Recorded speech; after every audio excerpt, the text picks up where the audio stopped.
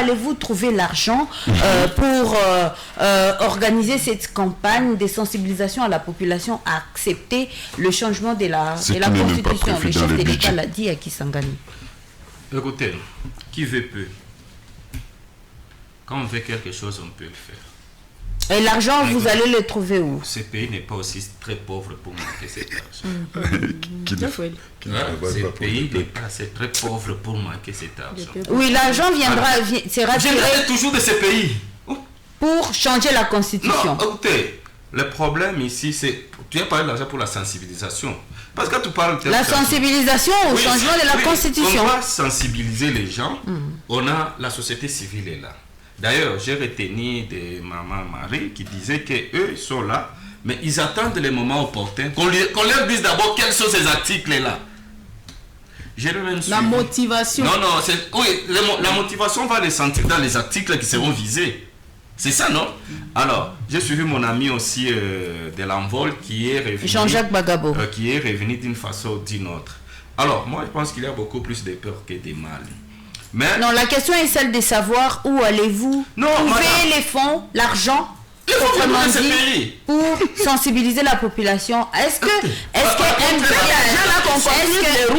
question que tu pourrais poser de savoir, est-ce qu'un budget a déjà été fait, établi pour dire, parce que c'est d'ici 2025, c'est un mois, il ne reste qu'un seul mois. On est là. D'ailleurs, le président a dit que même les débats, si nous les faisons dans les vides, le président a dit qu'il y aurait une commission qui pourrait se mettre en place dès l'année prochaine, qui va étudier. Et pendant ce temps-là, on va avoir le temps de s'organiser pour avoir les moyens nécessaires, parce que nous tenons à le faire par référendum. L'organisation a déjà été faite ou bien n'a pas encore été faite pour la mise en place de cette commission? L'idée a été lancée, la commission n'est pas encore mise en place. Il n'y a pas encore de commission, parce que quand ça se fera au grand jour. Et vous allez le dire ici, journal de 18h45, que telle personne, M. Théodore, Mme Marie, M. Bagab, ont été mis dans cette commission-là pour réfléchir. Ça serait une occasion que Mme Marie dise que ça non, que Jean-Jacques dise aussi ça non. Et moi je dis ça oui, et on discute, on trouve un compromis. Voilà ce qui va être fait. Alors moi je pense que ici la Constitution, presque 20 ans après, on doit se poser une question. Dans cette Constitution-là, il y a des Congolais aujourd'hui qui continuent à nier la notion de la nationalité à certaines catégories d'autres Congolais. Vous savez ça? Alors, il y a la forme de l'État. Nous disons, nous allons vous proposer un État fédéral. Ok? Parce que nous pensons qu'avec l'État unitaire, bien qu'on l'avait dit, vous savez, même dire... Est-ce que pour proposer pour changer la forme de l'État, faut-il changer la Constitution? Oui, parce que c'est la Constitution qui dit ça. Faut-il changer la Constitution? Oui. Et le changement, c'est quoi? Quand vous êtes venue ici, directrice de la radio, Sven, vous aviez trouvé certaines normes, non? Il y a celles dont vous avez amélioré, d'autres que vous avez rejetées, d'autres que vous avez ajoutées. C'est comme ça que ça se fait dans la vie. Vous aviez trouvé comment ça fonctionnait. Il y a des lieux là où vous avez amélioré. Ok. Certaines choses qui se faisaient, dont vous aviez banni, vous aviez interdites. Et d'autres choses que vous avez augmentées. Alors, la Constitution a 229 articles. Avec les 229 articles, ok, si beaucoup d'articles sont touchés, c'est comme les règlements intérieurs de l'école. C'est parce que vous avez un règlement intérieur d'une école qui a 10 articles.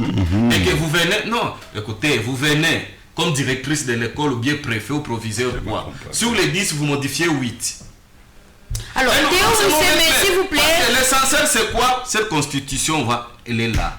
On va y travailler, on va la rendre plus meilleure. S'il vous plaît, Théo Mousseme, s'il vous plaît, jusque-là, vous ne dites pas clairement à la population quels sont ces articles-là qui empêchent le régime je vous parle du forme de l'État. Nous parlons du forme de l'État. Nous voulons quitter de l'État unitaire qui est aujourd'hui à un État fédéral. Parce que vous-même vous avez posé un problème. Quand est-ce que vous vous êtes rendu compte que c'est cette forme d'État qui bloque? Vous avez posé la question, il a parlé de l'article 175. Bien sûr, l'article 175 parle de la retenue à la source de 40%.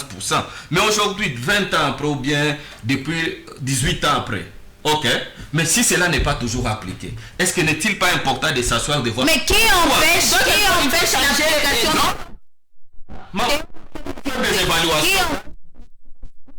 Non, quand vous allez là-bas, vous pouvez prendre des dispositions. J'envoie les gens sur le terrain. qu'ils me fassent ça. Et qu'ils rentrent et n'ont pas fait ça malgré tout ce que vous avez dit. Vous les temps, ce que vous faites, c'est réfléchir, mais s'ils n'ont pas fait ça en dépit de ça, qu'est-ce que je fais prochainement? Théo,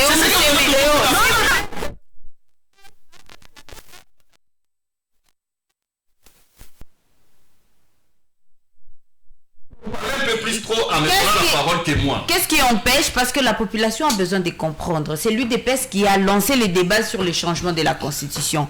Qu'est-ce qui empêche au régime de l'UDPS de mettre en application l'article qui parle de la retenue à la source? Ce que je vous dis, c'est ceci. La Constitution a prévu une retenue à la source. Mais il est arrivé à ce que on a parlé de la rétrocession. Et cette pratique continue jusqu'à aujourd'hui.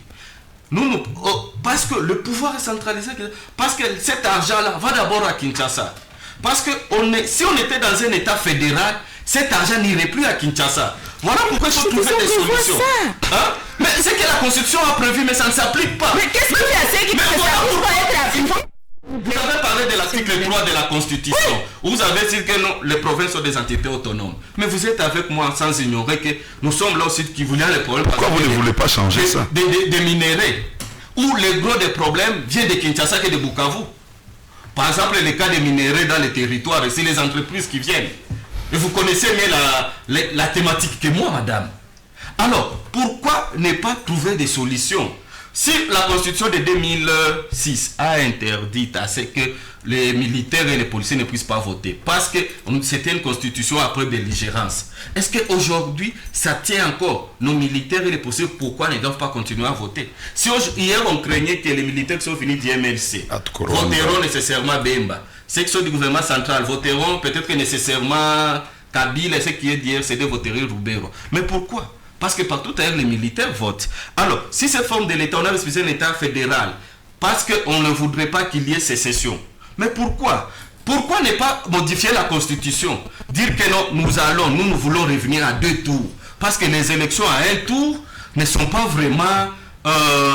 il y a la possibilité que quelqu'un passe avec moins de 50%. Nous voudrons revoir cet article, que nous allons à 2 tours. Nous voulons revoir l'article 107. Vous savez, aujourd'hui, l'article 107 dit à ce que, une fois que tu es élu, tu as déjà des immunités. Pour qu'on te poursuive, si tu as eu à voler par le passé, il faut qu'on lève ça. Aujourd'hui, avec les cas où nous avons 2 présidents des 2 chambres, Kamere de l'autre côté, Sama de l'autre côté, qui viennent du gouvernement, et qu'il y ait quelqu'un qui était ministre dans le même gouvernement qu'on dit qu'il a volé, qu'eux convoquent pour lever les immunités. Vous trouvez que c'est facilement faisable? Alors, ce n'est pas une façon de se protéger entre eux, les députés. Donc, il y a des choses pour lesquelles qui se favorisent. Aujourd'hui, c'est difficile qu'on attaque Kamere, c'est difficile qu'on attaque Sama, même si on peut dire que si on trouverait que dans leur gestion, autant tous ceux qui sont devenus députés ou sénateurs qui étaient dans le gouvernement, une fois élus. Alors, pourquoi ne pas faire sauter ces verrous? Alors, je vais vous poser une question. Donner des pouvoirs à ceux qui nous gèrent au quotidien ici, les plus proches, nos gouverneurs. Théo Mousseme. Pourquoi ne pas leur donner le pouvoir sur des régies ou des entreprises ici, pourvu qu'ils aient un mot à dire? Théo Mousseme, vous avez suivi avec moi dans les réseaux sociaux un document écrit par le gouverneur qui se plaint d'une certaine attitude de la justice. Est-ce que lui, il est gouverneur? Mais le président lui-même a dit la justice. Voilà. Pourquoi ne pas trouver des solutions? Quand vous avez un gouverneur qui se plaint comme ça, d'une certaine attitude de la justice, vous trouvez que c'est normal? Alors, s'il vous plaît, nous, la question de savoir les articles précis, je vous ai dit, la commission va se mettre en place. Tout ce que nous qu'on va partir à Panico, tout n'a pas onja. S'il vous plaît, Théo, ce que vous devrez faire, c'est vous mettre dans vos côtés, sensibiliser la population à voter. Mais cette question-là, nous allons la mener. Et puis, s'il vous plaît, Théo Mousseme, il faut en arriver au dites-nous, ce n'est que normal, dites-nous, est-ce que l'UDPS peut dire à la population que fera-t-il de l'article 219 de la Constitution qui dit qu'aucune révision ne peut intervenir pendant l'état de guerre, l'état d'urgence ou l'état de siège, ni pendant l'intérim à la présidence de la République, ni lorsque l'Assemblée nationale et le Sénat se trouvent empêchés de se réunir librement. Qu'est-ce que l'UDPS va faire de cet article? C'est une raison de plus, il faut modifier cette constitution et l'enrichir. Parce que cet article-là, par exemple, là, nous sommes dans un état... Donc vous allez faire fi de cet article de la Constitution. Non, je ne dis pas ça. L'état des sièges, la RDC, l'état de siège, nous sommes dans un état de siège partiel, pas général. Que dit la Constitution sur ça? Elle est miouette. L'état de siège. Non, un instant. L'état de siège est partiel. L'état de siège est partiel, c'est-à-dire quoi? On est sur 2 provinces qui sur l'ensemble du pays. Est-ce que c'est ça partiel, elle n'est pas générale? Non, c'est ça. C'est ce que je te dis, la Constitution est miouette. La Constitution n'a pas précisé état de siège général de toute la République ou bien partiel. Parce que là, nous sommes dans cette situation d'état de siège partiel.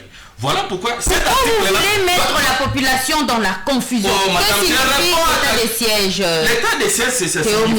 Pourquoi vous parlez d'état de siège dans un pays où ce sont les militaires qui, comme Mobutu l'avait fait avec le général Likulia. Ok. Likulia devient... C'est quoi? Je crois que c'est Likulia. Likulia devient premier ministre et toutes les autorités deviennent militaires. Dans l'ensemble du pays ou... dans l'ensemble d'Isaïe de l'époque. Mais aujourd'hui, nous sommes dans une période d'état de siège qui est partiel, qui n'est pas dans toute la République. Seules 2 provinces sur 26 sont en état de siège. Donc l'UDPS va faire fi de cet état. Non, je n'ai pas dit ça. Cet état de siège a été déclaré par Tshisekedi. S'il pense que c'est nécessaire qu'on trouve, on peut lever. On peut lever l'état de siège. Okay. Donc on va lever l'état de siège. C'est pour ça que même l'article 219 là mérite des compléments. Être clair, dire que pendant la période d'état de siège, général ou partiel, état d'urgence là-bas aussi, on peut avoir une station de catastrophe. Quelque part, et le gouvernement déclare que telle province est en état d'urgence. En 1 minute. Ok, cet état d'urgence qui est partiel aussi, qui n'est pas général.